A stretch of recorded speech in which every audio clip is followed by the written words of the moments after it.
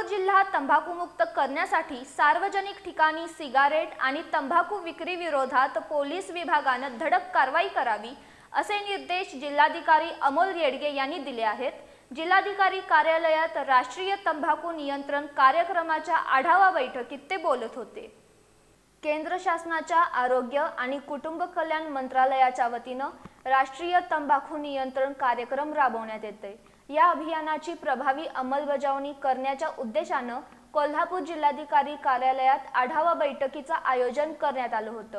यावेळी जिल्हाधिकारी अमोल येडगे यांनी सार्वजनिक ठिकाणे, शाळा, महाविद्यालय आणि हॉस्पिटल परिसरात सिगारेट आणि इतर तंबाखू उत्पादने विक्री तसंच प्रदर्शन प्रतिबंधक कायदा 2003 म्हणजेच कोटपा कायद्याची प्रभावी अंमलबजावणी करण्याच्या सूचना दिल्या।